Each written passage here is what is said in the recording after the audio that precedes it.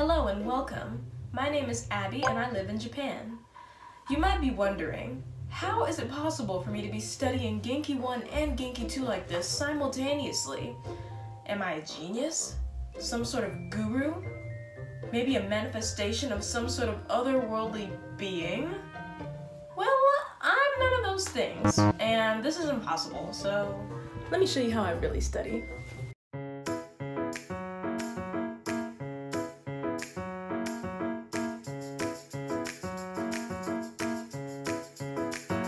So one of the first ways I like to study is I have this game that I play on my iPad, and it's basically called Japanese word search. It's basically like any other word search game, but you have the options between hiragana, katakana, and kanji. I use this app to help with expanding my Japanese vocabulary. It creates a puzzle for you, and it gives you a word bank, and it also includes a little timer at the top. Let's try finding feel excited. Feeling excited in Japanese is called uki uki. So let's look for uki uki. Oh look, I found it. It's right here. Uki uki. And then it turns green. Games like this are definitely a fun way to learn Japanese in your free time.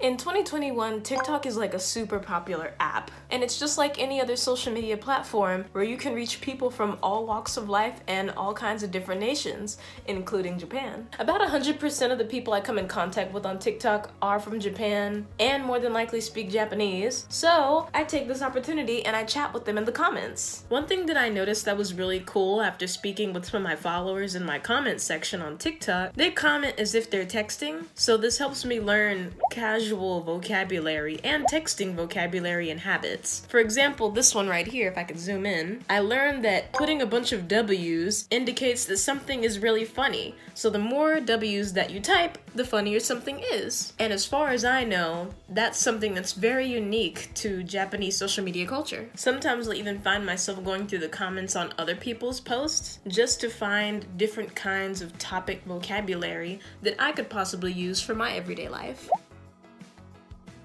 Another method of Japanese studying that I like to use is an app called LING. This video is not sponsored by LING, but we are doing a collaboration and I'm helping them test out the app. And so far, I am thoroughly satisfied with this application, and here is why. When I use this app, it teaches me basic vocabulary, and so far, the lesson plan has been set up where it teaches me vocabulary and grammar for everyday life. Other Japanese language learning apps that I've used mainly start off the course with terminology that I would never use, but LING, they first start you off with like introduction, basic sentence structure, numbers and family, numbers and counting, activities, food and taste, like those are the basics. My goal for my Japanese language learning is to learn basic everyday conversation because that's the kind of life that I'm living. And so I think LING does a really good job at being able to teach me that. 好き。彼女は日本語の曲を歌うことが好きだ。と、あなたは中国語の曲を歌うことと絵を描くことが好きだ。好き。I think other things that I really like about this app is they'll give you a word and then they'll give you an example sentence using the word. LING will also use flashcards to help you match things up with pictures to have a visual. They have activities where you have to unscramble and translate the sentence. Another thing that I really like about LING is they have like this open dialect, and so they tell you the title. So this one took place in a language class between a boy and a girl. You can hear them talk, you can see the hiragana and the kanji, you can see the romaji, and you can also see the English translation. But there is an option, you can turn the English translation off to really challenge yourself. And I usually turn it off because I want to use this opportunity to listen and comprehend, because listening comprehension is really important. 私は歌うことが好きです。あなたはどんな曲を歌うのが好きですか? Okay, I'm done gushing about LING. I just really like that I found an app that works for me, and I really hope it works for somebody else. Okay, moving on!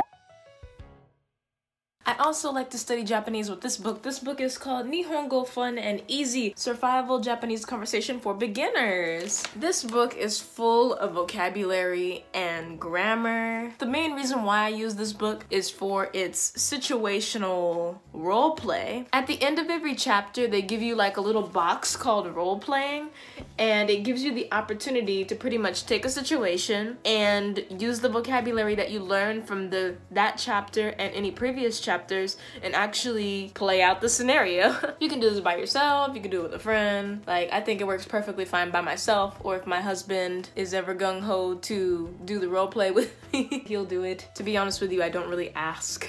I should though, shouldn't I? I think it would be fun and make it more engaging. Above that, there's also a listening section at the end of each chapter that goes hand in hand with a CD that they have at the back of the book. But don't worry if you don't have a CD player. I have a CD player because my husband got it for me for Christmas. But they also have an online website where you can basically download the audio files for free. So you can have them right on your iPhone or Android or iPod or whatever kind of laptop, whatever kind of technology you use, the audio for this book will be right there. Let me see if I can give y'all an example. Okay, let's put the... はじめまして。私はトムです。イギリス人です。どうぞよろしく。エミリーです。オーストラリアから来ました。 So that was the first one. So pretty much, here's a picture of question number 1, and you could hear a guy and a girl talking. And so they give you options 1, 2, and 3. Number 1, the man is English. Number 2, the man is Australian. Number 3, the man is Indian. And I believe in the recording, they had said the man is Igrisu, so that's like English. So yeah, I like to use this book for listening comprehension, and the role play is really good. Like, I bought this book like more than half a year ago.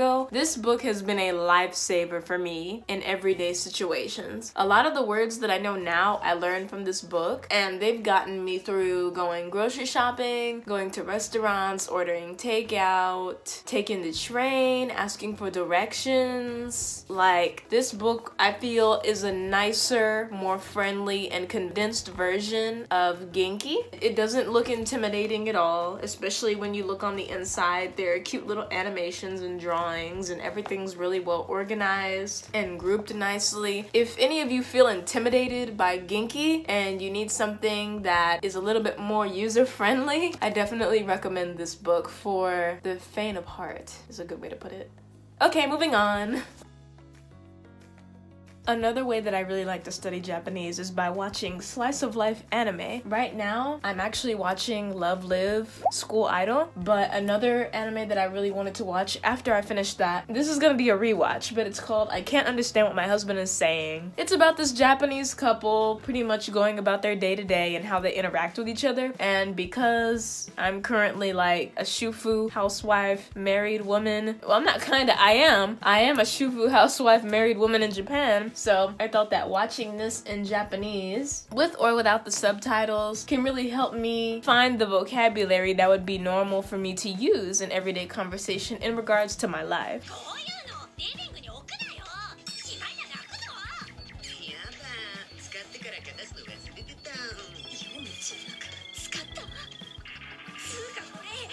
Pretty much in that scene, she was getting mad at him about having his magazines laying about, and so I don't really think, I mean, me and my husband have been through that situation. I don't think I'd wail on him as much as she wailed on her husband, but it's very funny and relatable. It really helps me connect to the Japanese terminology. I know that right now, animes that are really popular are like Kimetsu no Yaiba and Attack on Titan. I don't really think those animes help out too much with learning the Japanese language because we don't live in a world of big-ass titans, and we don't live day-to-day having to fight demons as a demon slayer. I mean, my husband watched Demon Slayer, I haven't, but we watch Attack on Titan together all the time. Those animes don't compare to slice-of-life animes when it comes to actually learning everyday Japanese language, terminology, and conversation. So I would give that method a try.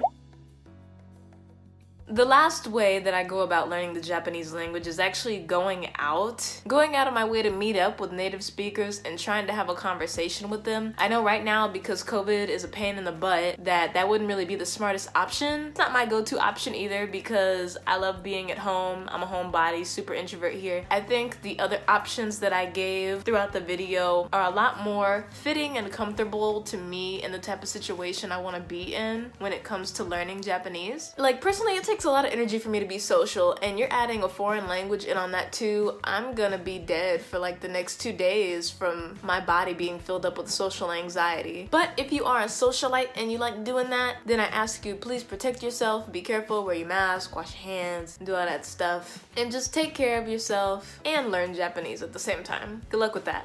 I will be leaving information for everything that I talked about in this video in the description box below, so please check it out down there. I'm also gonna throw in a slice of life anime recommendations if you don't really know what to look for right off the bat. I'm gonna put maybe like about 3 to 5 of my best ones that I know and put in like a keyword as to what they could be about so that you could pick the one that best suits the situation you want to be in when using Japanese. I really hope that these tools help those of you out there that are in pursuit of learning Japanese. They really do help me a lot. These tools can be used for if you're currently on the journey or if you're even just starting out. Learning a new language is always a fun and super rewarding experience, especially when you get really good at it, which is the goal, right? My husband tells me this all the time, but he really wants us to be able to speak Japanese together so that we can pull what those nail salon ladies do and be able to like talk shit in Japanese and nobody know. I think by the time I become fluent, we're not actually gonna be like talking crap